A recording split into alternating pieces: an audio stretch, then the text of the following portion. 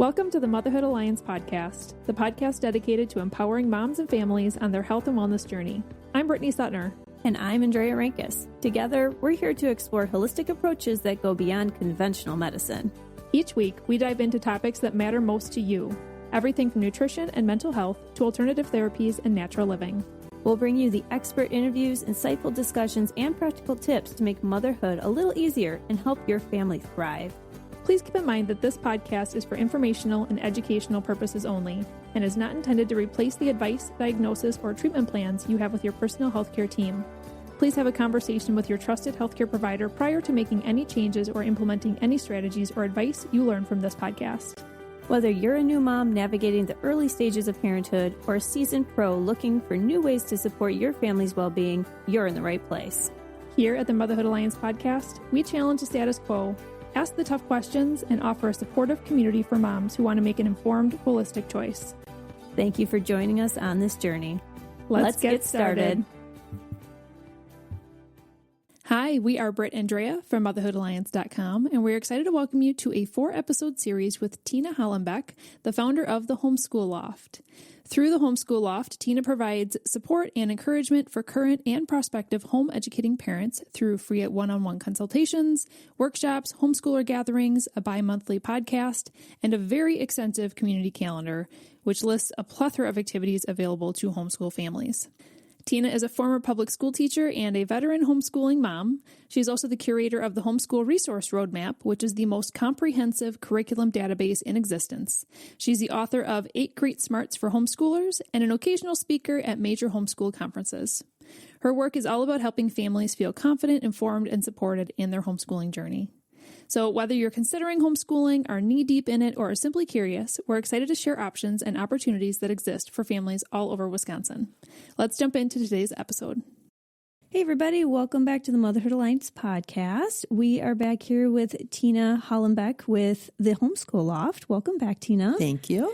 I'm so excited for these episodes because it's definitely different than what we're usually talking about with like health and wellness and things like that. But this is, kind of goes along those lines of just that, taking care of your family and giving your options, right? So absolutely. In episode 1, we talked all about just the different options for schooling, homeschooling details, all the things. Like we answered some questions that people tend to ask. And if you haven't listened to that, definitely listen to that. But in this episode, we're going to kind of take it a step forward and kind of keep the conversation going from the first episode in talking about curriculum and the options. And it's just a massive amount of information to take in, especially when if you're considering homeschooling. Like you said, this is something you're paying for. So you want to make sure that you're doing the right thing, and it just can be a big analysis paralysis. Absolutely. So with so many curriculum options, you actually have come up with a homeschool resource roadmap. Mm-hmm. You've made it. Tell us all about it. Tell us how parents can use this to help them with these decisions. Absolutely. I kind of fell into it totally by accident in 2013. So I don't know if you guys know what the Common Core standards are. Some people have heard that term, but it's a pretty old thing. In about 2009, 2010, it was a standards initiative that was promoted for public schools. And it went through, and a lot of states, including Wisconsin, adopted those standards for public schools. And being a former public school educator, I kept my ear to the ground of all of that. So I was very aware of what they were. But most homeschoolers, especially if they knew from the beginning they were going to homeschool, they didn't know what it was. And that's okay. And then in 2013, there were a few big name homeschool curriculum providers that announced that they would be aligning their material with Common Core. And if anybody wants to go back and listen to podcasts from 2009, 2010, Common Core can be very controversial. There are people who thought that it was a really good set of standards. There are a lot of people who were very disturbed, even if they had their kids in public school. They're like, this math is weird, that kind of thing. And when it came out into these homeschool providers, that the parents were like, what is that? We don't want that. What if every curriculum is Common Core? And so I moderate a group on Facebook that we had massive discussions about this. And some of the parents were like, we need to find out which ones are Common Core and blacklist them. Oh boy. And I understood it. I'm not a fan of Common Core personally myself, but I'm also about parental choice, like we were talking about before. And if there's somebody that says, I want to use Common Core with my kid, I'm not going to tell them I might say, well, can we talk about that? Because I don't think it might be the best choice, but it's not my choice. It's not my child. And so I wasn't all about that, and they were also making assumptions. This one's Common Core, this one's not. And I said, okay, I'm a no drama mama. We cannot do assumptions. Somebody, famous last words, somebody has to contact the curriculum providers and ask. Of course, that somebody became me. And I don't mind it. I'm kind of a data wonk. I've discovered over the last, 13 years how much of a data wonk I am. And I thought there'd be about 300 companies to contact. And I'm like, that's a lot. But my girls were middle school age at the time, pretty self-directed. And I'm like, I can do this. I can start this process. Are curriculums specific to a state? No, that is a really good question. Not for homeschool curriculum. Okay. If you're using the virtual public school, those kinds of things, oftentimes, yes, it's like state by state by state. So all these companies you're calling, these are like nationwide companies. And that's probably why they went to that Common Core standard. Some of them did for that reason. Actually, the reason that most of them went to Common Core, because there is no state that mandates the use of Common Core for homeschoolers, even to this day, 13 years later. But some of the curriculum providers also market to the online charter schools or the brick and mortar specialty charter schools. And sometimes they can get their material into conventional public schools as well. So the companies that wanted those other market areas started to align with Common Core. And then some of them looked at the Common Core approaches and said, we really resonate with this approach and we want our curriculum to be that way, even if we're only a homeschool curriculum. And so it was really ran the gamut. But I started sending out emails. Again, I wasn't calling per se because I still had kids at home and I needed to have some time, but I'm like, I can do email, right? And so I got those responses and I said to the people in the group, I am not blacklisting. I'm going to share information, and everybody who I know about and that you tell me about, no matter what they say, I'm going to make a general list and parents can decide if they want to use Common Core related curriculum or not. And eventually the list grew to be so long that we were just sharing it in the Facebook group and that became a little ridiculous. And so I said, I'm going to make a little website about that. And that's kind of how it started. And again, because I'm a data wonk and I guess I'm obsessive about things, but my goal became, if it's out there and homeschoolers can use it, I want it on the database, which is called the Homeschool Resource Roadmap. And so I keep my ear to, homeschool groups, this new curriculum, that new curriculum. And I go through my lists every year. If a company has closed up shop, I take them off. I kind of scrounge the curriculum or the homeschool convention websites. And if there's new providers that are exhibiting, I send them letters. So you said you originally thought there might be about 300. How many have you actually found? As of early 2026, we are at nearly 7,000 companies. Oh my gosh. Those are the active ones. There have been 1,500 that have come and gone over the last 13 years. Okay. Yeah. Is this a free resource or is this something? It is. It's a free resource. It is a free resource. Yeah. So it's a database that the URL is homeschoolroadmap.org and parents can browse around on it. The most useful section probably is the tab that says Deluxe Charts Project. And if you click on that, you'll open it up to PDF lists for, if you're looking for math, there's a list for elementary math. There's lists for algebra. There's lists for whatever. There's lists for spelling, every subject under the sun. There's lists for a whole bunch of foreign languages. Because if I found a curriculum that offers something, I made a new subject category as well. This is amazing. Okay, so kind of to go 10,000 foot view on curriculum, I know because I have some friends that went through the transition from public school to homeschooling recently, and I remember kind of discussing this a little bit with them, and they're like, okay, I've heard of this, I don't want to say brand, but kind of a brand company for homeschooling resources. I'm going to do math from this company and then English from this company and then social studies from this company. Now that in my head even complicates it more because it's like, if you could just find one company that would, now you're researching 7,000 companies with math and then 7,000 companies. So how do you break this down? That's an excellent question. And on my lists, I've got two main sections when it's coming to subject areas. The first one is, I call it multi-subject. So here are all the providers where you can get every single subject or most of them with one provider. And I actually recommend that most new homeschoolers start there. Start with one. Yeah, they probably, and some people pick one and they're like, this works for my family and I'm just going to do it all the way through. Most families will be like, I'm starting with a package program, but after a couple of years, they learn the ins and outs of homeschooling more. They learn their kids as learners better, and they end up becoming eclectic and saying, now I'm going to pick and choose from the different providers. But I do recommend go to the list of the multi-subject options, there's still a few hundred there, broken down by different styles. And we can talk about that too. So we mentioned in the last episode, unschooling, right? There's actually resource providers that will give unschooling parents kind of a general framework within that realm of giving kids choice. So on the roadmap, there's a section for providers that will guide unschooling parents. So that's one option. Another style option would be what I call traditional. Things that kind of mirror what we're used to in conventional school. So textbooks with quizzes and tests and things like that. There are an awful lot of providers that offer that. And you could get print-based options with traditional curriculum. You could get online options that are, you pay for it. So it is homeschooling because you're private paying, but your child would be online more or less of the time. You still get to customize that a little bit more as homeschoolers. Some of the other main styles that you could choose from are project-based learning. So there are kiddos that really just want to be hands-on with their learning. There are curricula designed around kids like that. There's curriculum for Montessori for homeschoolers, and that's a big one that a lot of parents with young kids especially like. There's curriculum that is classical style.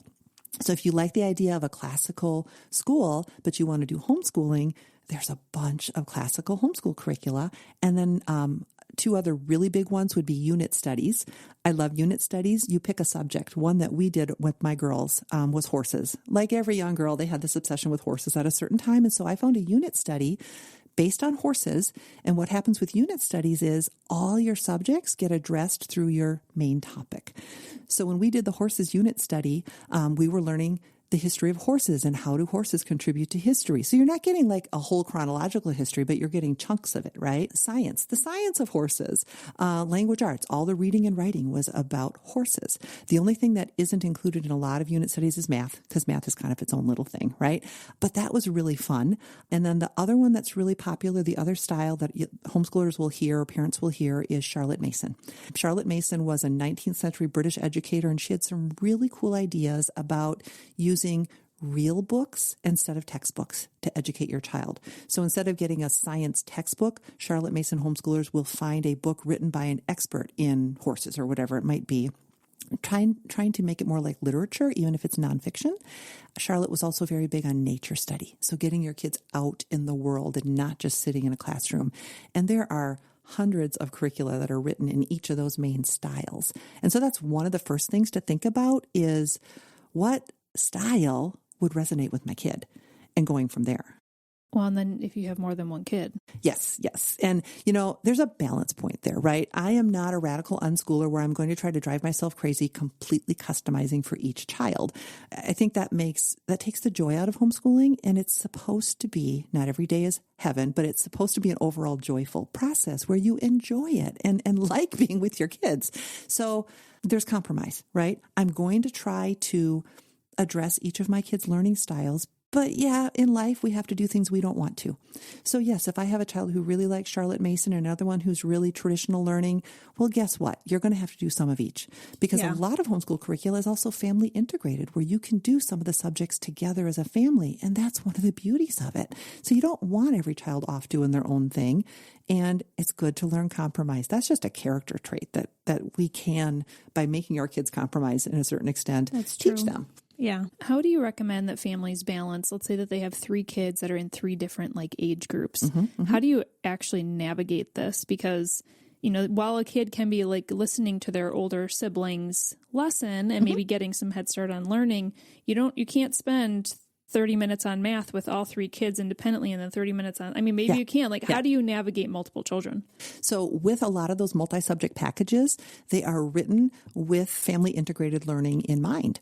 And so for subjects that are not skill subjects, okay, so history, science, if you have Bible component, art, anything that is not a skill-based thing. So like reading would be separate, math, probably spelling, but everything else is done as a family unit. And what the curriculum writers have done is say, okay, so here's our base lesson, let's say a history lesson, right? They've probably written it to the middle of an age range. But then they say, if you have a high schooler, so your high school might even listen on your own. When my girls were in high school, they were kind of doing their own thing, but some families just include all their kiddos together, knowing it's not super challenging on its face for the high schooler, but it's a foundation. And then the curriculum writer will say, now, if you have a high schooler, here's some extra research that the high schooler will do on their own after getting the foundation of the lesson. And then maybe the lesson is written toward upper elementary and middle school. So that will be like, here's some extension activities, but that was the perfect age range for them, right?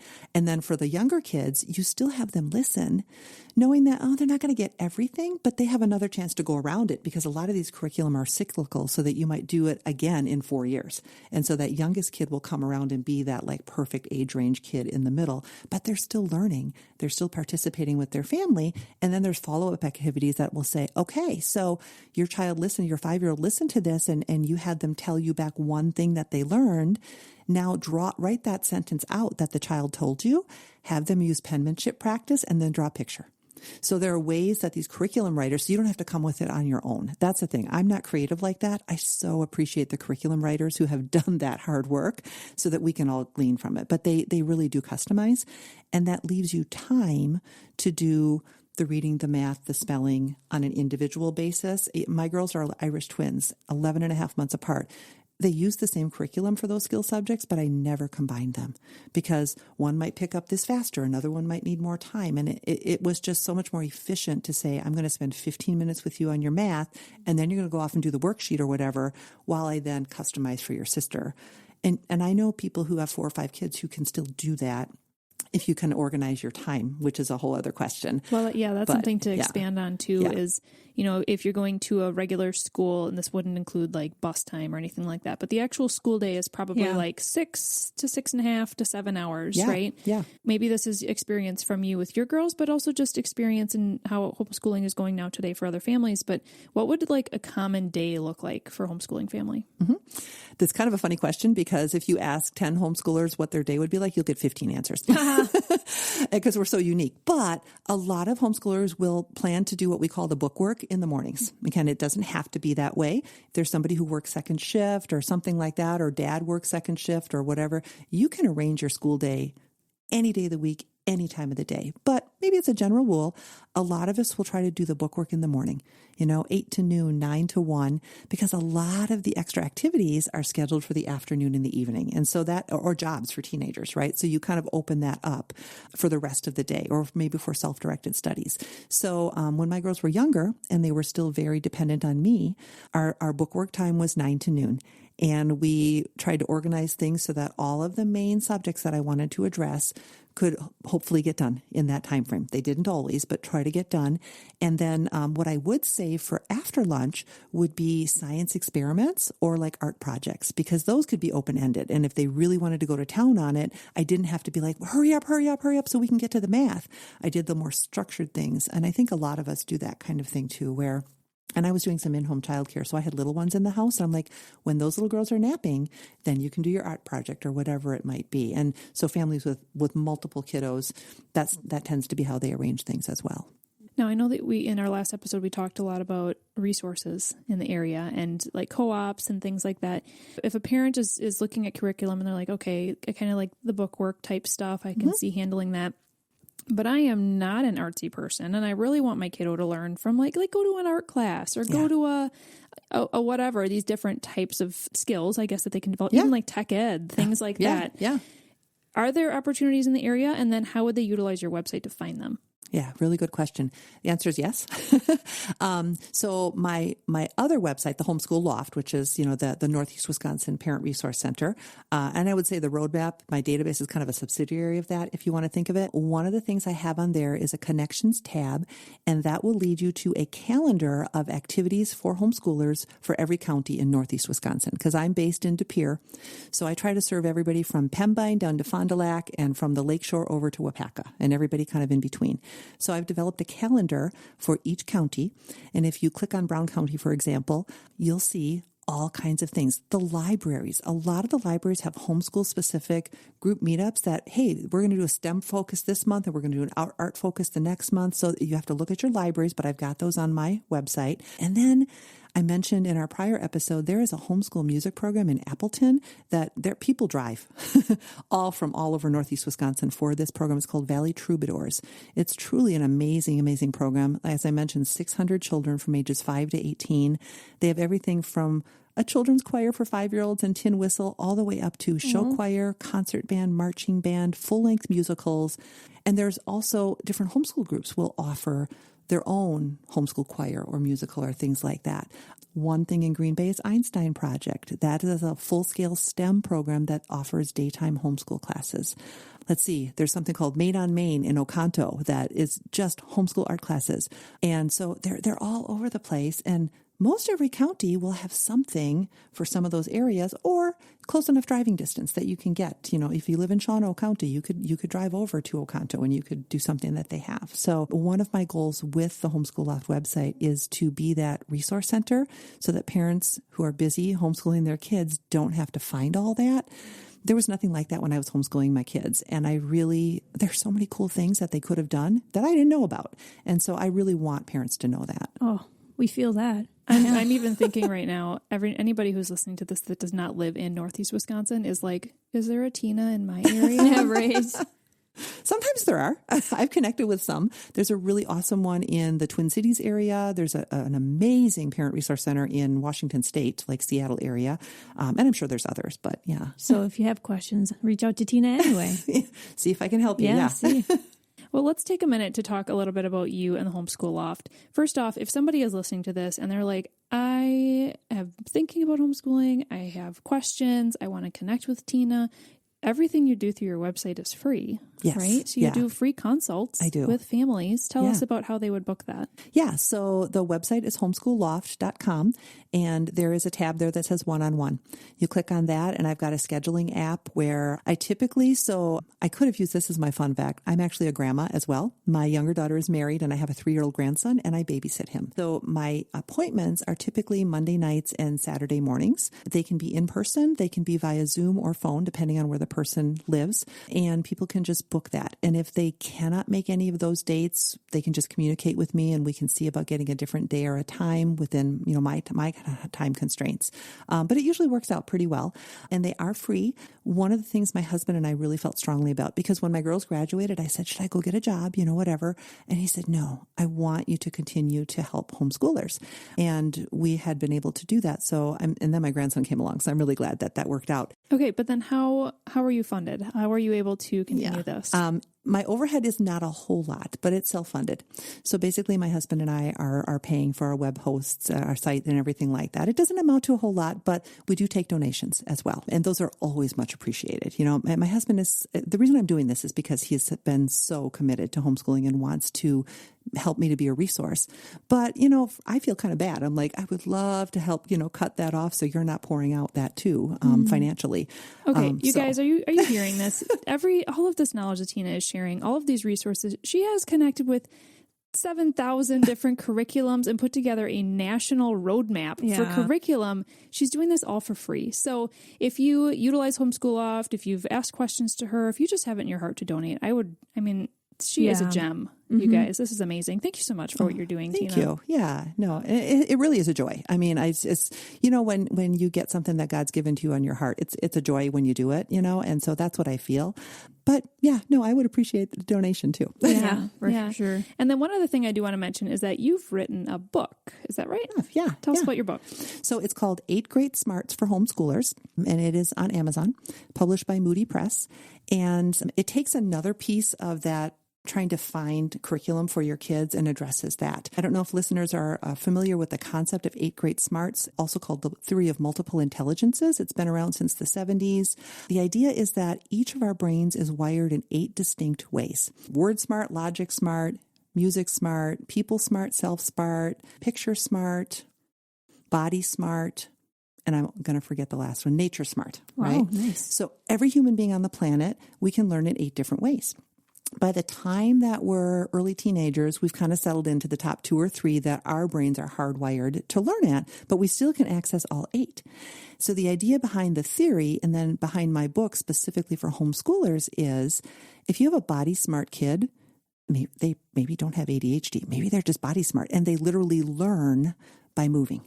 Yeah. So how do you accomplish that and accommodate that within your homeschool? Within reason. It's not okay to bounce around and distract your siblings just because you need to move to learn. But the book addresses how do you address homeschooling within those 8 ways to be smart. At what age would you say you're able to start identifying these? Probably around 8. Like okay. You can see the propensities in younger kids. I knew my older daughter was body smart from maybe almost birth. But you don't want to categorize a kid and put a kid in a box probably until age 8. And then you can start to see. And the idea is don't ever limit them just to the 2 or 3 that you see are their strengths, because there are going to be times in life that we kind of like we said before, you have to do something you don't want to. You have to be able to do a task in a strength that is not your own. So you have to be able to function in that area.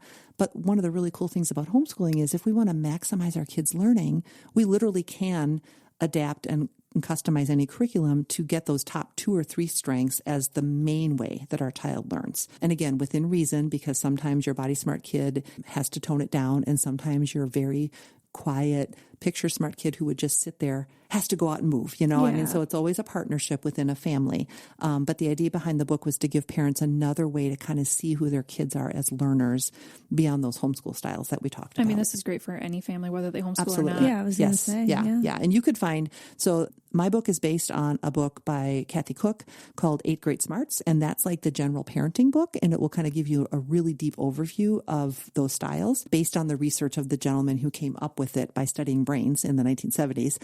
And then mine is a specific application to homeschoolers. But if you do any kind of after schooling, summer schooling with your kids, just, you know, you want to help them even address their homework from school in a way that more matches their style. My book should help with that too. So, great. Well, we're going to link to that in the show notes. Yeah, great. Yeah, I'm excited to check that out.